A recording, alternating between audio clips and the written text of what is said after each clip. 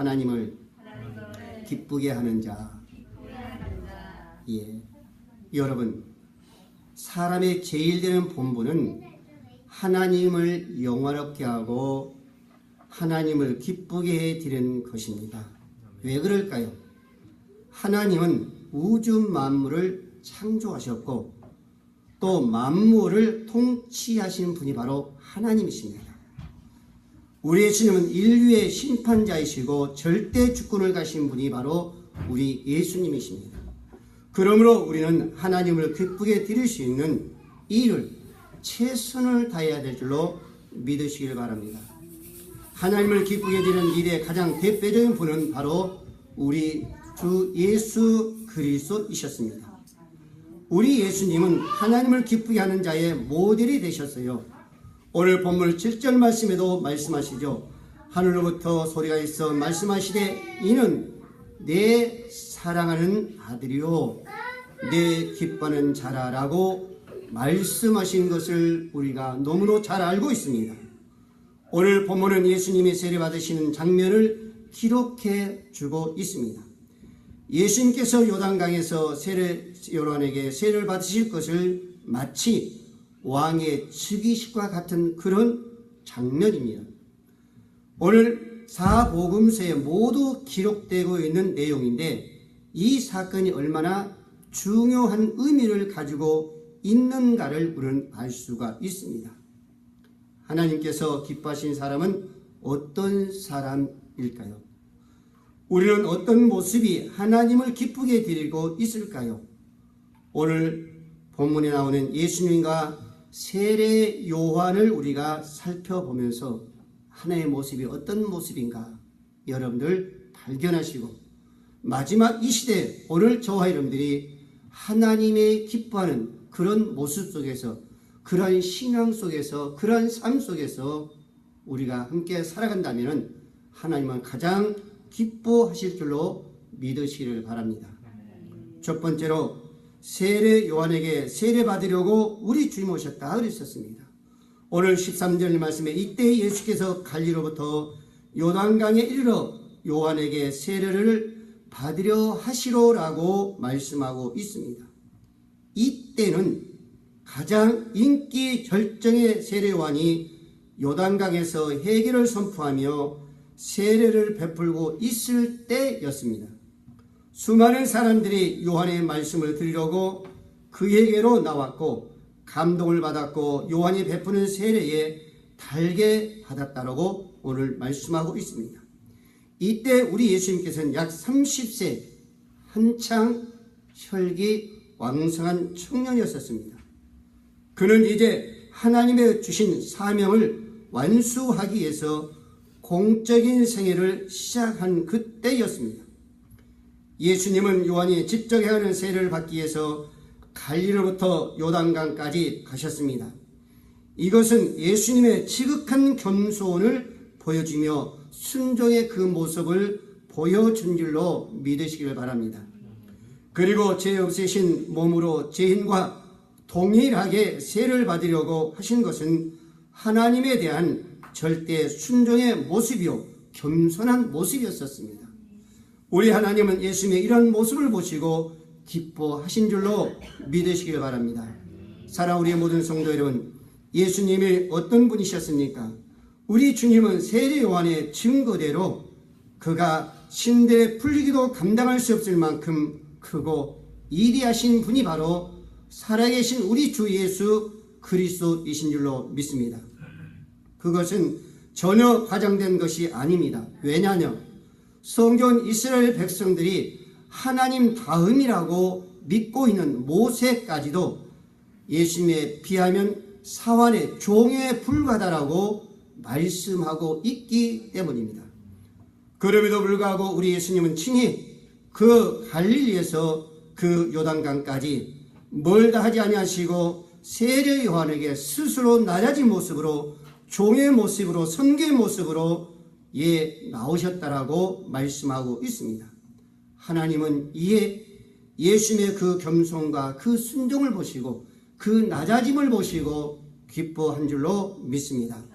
사랑하는 우리 모든 성도 여러분, 예수님의 수세 사건에 담긴 의미는 깊고 너무나 풍부하므로 한마디로 우리가 다 설명할 수 없다는 것을 우리는 알아야 될 줄 믿습니다. 예수님은 세례요한의 세례가 하늘로부터 왔다는 것을 보여주기 원하셨습니다. 우리 예수님은 직접 요한으로부터 세례를 받으심으로 그 당시 종교 지지자에게 제기했던 그 요한에 대한 그 많은 의심을 제거해 주셨던 것입니다. 우리 예수님은 이를 위해서 먼 길을 걸으셨고 또 많은 그 수고를 마다하지 않고 오셨던 것을 우리가 볼 수가 있습니다. 사랑 우리 모든 성도들은 진정한 정말로 위대한 그 겸손한 사람은 다른 사람을 세워주는 사람인 줄로 믿습니다. 지금도 하나님은 이런 사람을 찾으시고 이런 주님을 기뻐하시고 이런 모습에 살아가고 있는 저와 여러분들을 가장 기뻐하신 줄로 믿으시기를 바랍니다. 세계적으로 유명한 지휘자 레오날드 번스타의 그 지휘하는 모습이 언젠가 텔레비에 방송된 것을 여러분들 한 번쯤 보셨으리라고 저는 믿습니다. 이윽고 자유롭게 대화할 수 있는 시간이 되자 그 중에 한 사람이 그 레오날드 번스타에게 이렇게 물었습니다. 선생님, 수많은 악기 중에서 가장 다루기 힘든 악기가 과연 무엇입니까? 라고 물었습니다. 그러자 번스타인은 의외로 대답을 했습니다. 그 대답은 이렇습니다. 제2 바이올입니다. 라고 대답을 했습니다.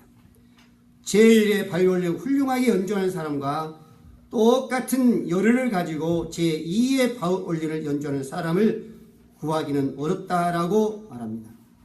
플루톤도 역시 마찬가지죠.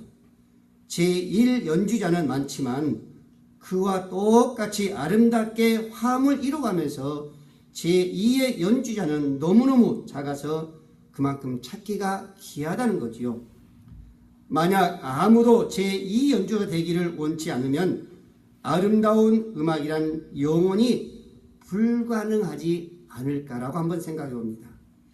1등과 또 최고의 주인공만이 가장 행복한 삶이라고 생각하고 그것을 쫓는 우리에게는 참으로 필요한 것은 겸손과 자신을 낮추는 그 다른 사람을 세워준 것이 아닌가라고 한번 생각해 봅니다. 여러분, 우리의 귀에는요 자기를 높아지려고 하는 사람이 너무 많습니다. 그러나 저와 여러분들은 정말 누군가를 세워줄 수 있는 그런 모습 속에 우리가 있다면 하나님은 가장 기뻐할 줄로 믿습니다. 오늘날 우리 한국이 오랜 역사는 가지고 있지만은 아직까지도 선진국 대열에 우뚝 세우지 못하는 것은 여러분들 그 이유는 나보다 더 나은 인재가 있는데도 그걸 세우지 못한 것이 아직까지도 부족하다는 것을 우리는 피부로 느낄 수가 있습니다. 지금 현 사회도 보고 여러 주위에 보면 우리는 분명히 알 수가 있을 까 저는 믿습니다. 여러분, 어느 대학의 졸업장에서 한 원로 과학자가 그 후배들에게 향해서 이렇게 묻습니다. 여러분은 내 어깨를 밟고 세계를 웅비하라 라고 연설을 합니다. 장내는 그 말 속에 갑자기 숙연해지기 시작합니다. 여러분, 이처럼 진정한 그리스도인은 나를 드러내기 위해서 이웃을 짓밟는 자가 아니라 이웃을 온전히 나보다 더 나은 자로 세우기 위해서 자신의 어깨를 내어준 사람이 바로 오늘 우리 그리스도인 줄로 믿으시기 바랍니다. 그 사람이 참된 그리스도인이요, 그 사람은 누군가에 세울 수 있는 자격이 있는 자요, 그런 사람들을, 그런 성도들을 우리 하나님은 기뻐한 줄로 믿으시기를 바랍니다. 두 번째, 우리 하나님은 어떤 자를 기뻐하실까? 오늘 14절 말씀해 보니까 요한이 말려 이르되 내가 당신에게서 세례를 받아야 할 터인데 당신이 내게로 오시나이까? 라고 말씀하고 있습니다. 이 말씀 속에는 그 세례 요한의 그 낮아짐과 그 겸손함을 우리는 발견할 수가 있습니다. 여러분, 하나님의 가장 기뻐한 자는 교만이 아니라 가장 낮아지려고 가장 겸손한 자를 기뻐한 줄로 믿으시기를 바랍니다. 오늘 본문의 세례 요한이 자기에게 세례를 받으러 오시는 예수님을 보고 말려 드린 말씀이죠. 그리고 이 말은 매우 당연한 것이라고 할 수 있습니다. 왜 그럴까요? 세례 요한이 베풀었던 세례는 죄 없으신 예수님이 받아야 하는 것이 아니라 오히려 요한이 주님으로부터 받아야 할 그 세례이기 때문에 당연하다는 거죠. 여러분, 당시 그토록 인기가 많았던 그 세례 요한의 입장에서 한 번 더 생각해 본다면 예루살렘과 온 유대에서 많은 사람들이 마음속으로 요한을 존경하며 혹시 메시아가 아닌가 하는 생각으로 요한 앞에 머리를 숙일 때도 바로 그때였었습니다. 그러니까 예수님보다도 세례 요한을 더 위대하게 생각하죠. 더 존중했던 겁니다. 그런데 자기 앞에 갑자기 예수께 나타났던 것을 우리가 볼 수가 있어요. 그러면서 요한이 말려 이르되 그 말씀하고 있죠. 이 말 속에는 예수님이 요한에게 세례를 받기 위해서 구체적인 그 자세를 취했고 이것을 요한이 적극적으로 행동으로서 가로막았고 절제했던 것을 우리가 볼 수가 있습니다. 말씀을 보시자면은 내가 당신에게서 세례를 받아야 할 텐데 요한의 겸손한 마음과 행동이 우리 정말로 돋보이는 그 장면입니다. 비록 세례 요한이 위대한 선지자이고 모든 백성들의 존경하는 하나님의 사자였지만은 그에게는 예수 그리스도를 세례 줄 자격은 전혀 없다는 것을 우리는 알아야 됩니다. 아무리 그가 하나님의 선지자를 한다 할지라도 세례 요한도 우리와 똑같은 죄인이었습니다. 날 때부터 성령에 충만한 사람이었지만은 여전히 성령의 부으심을 계속 받아야 할 사람이 바로 세례 요한이었습니다. 이 사실을 그는 잘 알고 있었습니다. 자기 앞에 불쑥 나타난 갑작스럽게 나타난 예수 그리스도 앞에서 정직하게 자신의 부족함을 아뢰던 자가 자신의 연약함을 아뢰던 자가 자신이 죄인이라는 것을 아뢰던 자가 바로 세례 요한이었던 겁니다. 우리 장육의 창시자인 존 칼빈은 생전에 남긴 업적도 대단했지만 세상을 떠날 때도 큰 영적 교훈을 남기고 가셨습니다. 칼빈이 스위스 제네바에서 종교 개혁을 일으키고 장로교회를 창립하자 그의 영향을 받은 존 낙스는 스코틀랜드로 건너가가지고 장로교회를 세웠고 다른 많은 사람들도 유럽의 각지에 흩어져서 많은 교회를 많이 세웠었습니다. 그런데 칼빈이 죽을 때에 남겼던 유언은 지금도 유명한 그 한 예화로서의 일화로서의 전해지고 있는 바가 있습니다. 바로 그 말은 내 무덤에 요비를 세우지 말고 내 무덤에 흔적이 없도록 해달라고 유명한 그 일화를 남기고 가셨습니다. 그의 유지를 따라 지금도 제네바에 가면 칼빈의 그 무덤에 이름이 없음을 알고 있습니다. 단지 그 칼빈을 추모하는 많은 사람들이 너무 아쉬운 그 나머지 끝에 그 무덤 위에 제2시라고 이름 약자를 새겨 놓았습니다. 그래서 칼빈의 그 유언을 음미하는 많은 사람들은 그 무덤에 가서 큰 은혜를 받는다고 지금도 말하고 있습니다. 장차 부활의 새 아침이 올 것을 믿고 살아가는 우리 모든 성도들은 이 칼빈처럼 아름다운 그 영적 유산을 이 땅에 여러분 가정 속, 여러분 자녀 속에 남겨야 될 줄로 믿으시기를 바랍니다. 또 하나의 선교사로서의 하나님께서 귀하게 쓰임받은 윌리엄 캐리는 많은 사람에게 존경을 받아왔습니다. 선교사의 큰 사역을 감당한 그를 시기하고 질투한 한 사람이 있었습니다.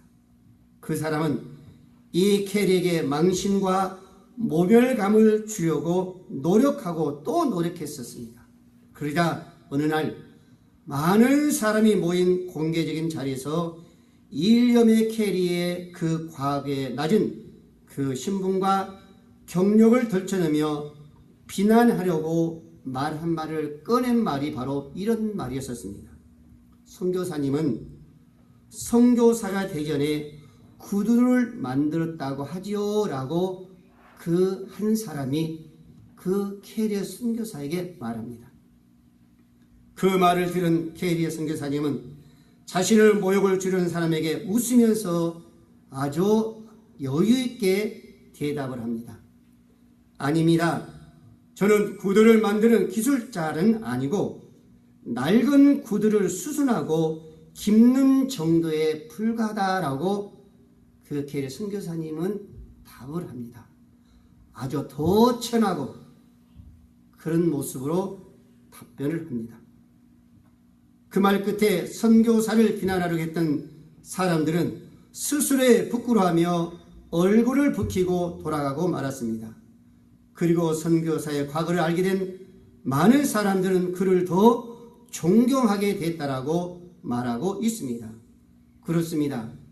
오늘 조화님들이 과거에 천한 모습이 있었단다 할지라도, 천한 모습으로 살았단다 할지라도 오늘 우리가 부끄러운 삶을 사지 않고 사회 속에 누군가의 유익을 주며 누군가의 덕을 쌓으며 본이 된다면 바로 오늘 우리 캐리그 선교사님처럼 과거에 그 낮아진 그 추한 모습을 통해서 우리는 더 이대하고 더 섬김으로서의 더 기뻐할 줄로 믿으시기를 바랍니다. 살아 우리 모든 성도 여러분, 하나님의 사람의 세례 요한은 겸손한 사람이었습니다. 그래야 또한 하나님을 기쁘게 하는 자가 바로 세례 요한이었습니다. 아마도 하나님은 요단강에 세례를 받으겠다는 그럴 수 없다는 하며 옥신각신하는 그 모습을 바라보면서 과연 얼마나 기뻐하셨을까라고 한번 생각해 보았습니다. 여러분, 요한의 자세는 우리는 그 모습이 우리에게 필요합니다. 그런 겸손함, 그런 섬김의 그런 신앙관이 우리는 정말로 꼭 필요한 줄로 믿으시길 바랍니다. 이런 자를 하나님은 가장 기뻐한 줄로 믿습니다. 마지막으로 세 번째, 모든 의를 이루러 하신 자에게 하나님은 기뻐한 줄로 믿으시기 바랍니다. 오늘 성경에서 15절 말씀에 우리에게 잘 말씀해 주고 있죠. 예수께서 대답하여 이르시되 이제 허락하라 그럽니다. 우리가 이와 같이 하여 모든 의를 이루는 것이 합당하니라 하시니 이에 요한이 허락하는지라 라고 말씀하고 있습니다. 하나님은 요한에게 세례를 받으시고 물에서 올라오는 그 예수를 향하여 하늘로부터 말씀하시기를 내 기뻐하는 자라고 말씀하고 있습니다. 예수님에게 하나님을 기뻐하는 요소가 많이 있지만 오늘 15절 말씀처럼 예수님의 하나님의 의를 이루려 하는 그 모습 속에서 하나님은 기뻐하셨다라고 말씀하고 있습니다. 예, 오늘 15절 말씀이 그러죠. 이제 허락하라 그럽니다. 예수님은 자신이 요한에게 세례를 받을 필요가 없는 존재라는 사실을 이미 알고 있었으나 이제는 세례를 받아야 한다는 그 사실을 역설하고 있습니다. 그 말씀이 우리가 같이 하여 모든 의를 이루는 것이 합당하니라. 예, 이것을 증언하면 왜냐 하면 이렇게 모든 의를 이룬 것이 우리에게 적합하기 때문이라 라고 할 수도 있습니다. 우리 예수님은 죄가 없으신 분입니다. 예, 전혀 무죄하신 분이에요. 그렇기 때문에 해결의 세례를 받을 법적 필요성도 없습니다. 비록 육을 입고 오셨지만은 죄는 전혀 없으신 분입니다. 그러나 세례와는 하나님께로부터 세례 자격을 이임받았기 때문에 하나님부터 그 사역을 이임받았기 때문에 모든 죄인을 대표하는 예수님에게 세례를 베풀어야 하는 그 합당하고 예수님은 하나님의 구속 사역을 이루는 위한 준비로서의 예수 하나님의 그 권위 아래 순종함으로 그에게 세례를 받아야 했다는 것을 우리는 기억할 수 있기를 바랍니다. 그분이 죄가 있어서요? 그렇지 않았습니다. 하나님의 그 모든 사역에 이제는 준비하기 위해서 사역을 시작하기 위해서는 반드시 받아야 했다는 겁니다. 특히 오늘 본절 말씀에 보면 모든 의인은 그랬었습니다. 예수님께서 하나님의 뜻에 따라 자신을 죄인들과 같이 낮추시는 것이며 죄인들과의 연대성을 보이시는 것이고 자기 자신을 죄인들과 동일하시기 위하여 세례를 받으신 것을 우리는 믿으시기를 바랍니다. 즉 예수님은 자신의 죄가 없는 분으로서의 세례 받을 필요가 없었지만은 인간의 몸을 입고 태어나셨고 철저히 죄인의 입장에 서서 그분은 예수님은 하나님의 의를 이루기 위해서 죄인 중에 하나로 세례 그 자리에 내려가신 줄로 믿으시길 바랍니다. 사랑하는 우리 모든 성도 여러분, 이처럼 하나님의 의를 이루기 위해서 자신을 온전히 낮추시며 겸손하고 헌신하는 예수님은 하나님을 가장 기쁘시하는 자의 우리의 모델이요, 또한 우리는 반드시 그런 모습에 그런 삶 속에서 가야 될 줄로 믿으시길 바랍니다. 예수님의 간절한 그 소망은 하나님의 의를 이루시는 것이었습니다. 우리 예수님은 하나님의 말씀에 계시된 모든 계명과 규율을 다 지키셨습니다. 세례는 이것들 중 하나에 불과합니다. 우리 예수님은 참 하나님이시면서도 성육신하며 참 사람이 되셨습니다. 우리 예수님은 죄 없는 자로서의 죄인들을 대신하여 죄를 짊어지셨습니다. 그 죄를 짊어지시기 위해서 이 땅에 육으로 오셨고 그 죄를 짊어지시기 위해서 모든 자들에게 그 수모와 그 모형과 그 조롱을 당하셨습니다. 그것도 불구하고 우리 주님은 마지막까지 그 십자가를 지시며 가시의 멸관을 쓰셨고 그 창자굴에 찔렸고 온몸에 피와 물을 다 쏟으셨습니다. 그리고 자기를 따르는 자들에게 참된 순종의 몸을 죽기까지 순종의 그 모범이 되신 줄로 믿으시기를 바랍니다. 우리 예수는 세례 요한보다 월등히 크신 분이요, 그러나 겸손히 세례 요한에게 세례를 받으셨다는 겁니다. 처음에 요한이 거절하고 주저하는 것은 주님이 너무나 높고 이대하고 죄 없으신 분이셨기 때문인 거죠. 그러나 우리 예수님은 주장하실 때 요한은 순종했습니다. 이에 요한이 허락하신지라 라고 말씀하고 있습니다. 사랑하는 우리 모든 성도 여러분, 우리의 대답도 그래야 될 줄로 믿으시기 바랍니다. 주님 말씀에 대한 우리의 대답은 언제나 예 주님 제가 여기 있습니다 라고 대답을 해야 될 줄로 믿으시기를 바랍니다. 우리가 너무 잘 알고 있는 사무엘 선지자를 우리가 볼 수 있어요. 하나님께서 사무엘 선지자를 부릅니다. 사무엘아 사무엘아 부를 때에 그 말씀 가운데 말씀만 하옵소서 주의 종이 듣겠나이다 라고 사무엘 선지자가 대답하는 것을 볼 수가 있습니다. 그것은 즉 내가 여기 있나이다 라고 하는 그 대답이요 순종일로 믿습니다. 이사야 6장 여러분들 8절 말씀에 보면 이사야 선지자가 있습니다. 내가 누구를 보내며 누가 우리를 위하여 갈고 하시니 그때에 이사야 선지자가 말하기를 내가 이르되 내가 여기 있나이다 나를 보내소서라고 이사야 선지자가 대답한 것을 우리는 볼 수가 있습니다. 사랑하는 우리 모든 성도 여러분, 지금 이 시간에 하나님이 저와 여러분을 부르신다면 우리는 반드시 오늘 사무엘 선지자처럼 아니면 이사야 선지자 아니면 예수님처럼 예라고 우리는 대답해야 될 줄로 믿으시길 바랍니다. 예수님과 요한의 그 두 분 모두 참다운 모습이죠. 아름다운 모습입니다. 순종의 모습입니다. 선한 모습입니다. 겸손한 모습이었었습니다. 이 두 분은 모두 하나님을 기쁘게 해드린 그든 분이었습니다. 이 두 분은 삶에 자신을 위한 삶이 아니라 모두가 하나같이 누군가를 위해서 살아왔던 그 분들이었었습니다. 하나님은 당신을 기쁘게 하신 예수님을 위하여 하늘을 열어주셨고 성령님을 보내주셨습니다. 예수님께 세례를 받으시고 곧 물에서 올라오실 때 하늘이 열리고 하나님의 성령의 비둘같이 내려 자기 이에 임하셨다라고 말씀하고 있습니다. 일찍이 선지자 에스겔에게 열어주셨던 그 하늘, 순교자 스데반 집사에게 보여주셨던 그 하늘, 예수님 눈앞에 열렸던 것을 우리가 볼 수가 있습니다. 밤모섬에서 사도 요한에게 하늘을 활짝 열어 보여주셨던 하나님의 그 성령의 비둘같이 임하게 하심으로 통해서 예수님을 확실히 인정해 주셨고 그에게 능력을 기름 붓듯이 하셨던 것을 오늘 저와 여러분들 믿어야 될 줄로 믿으시기를 바랍니다. 인간 우리 예수님은 30년간 가난한 목수의 아들로서 평범한 그 시골에서 청년이었던 이 예수님은 이제 본격적으로 그 공생의 삶에 뛰기 시작하셨습니다.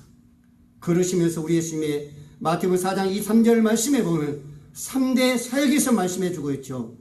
우리 예수님의 그 사역, 동서남북을 뛰면서 죽은 자를 살리시고 귀신을 내어 쫓으시며 각종 이적을 행하시고 천국 복음을 전하셨던 우리 예수님 줄로 믿으시기를 바랍니다. 사랑하는 우리 모든 성도 여러분, 아들이신 예수님을 믿는 자들 또한 아버지 하나님께 기쁨이 된 줄로 믿습니다. 우리는 이제 예수 안에 거하기 때문입니다. 예수 안에 있는 자들은 하나님의 눈에 의롭고 완전한 자로 인정받게 된 줄로 믿으시기를 바랍니다.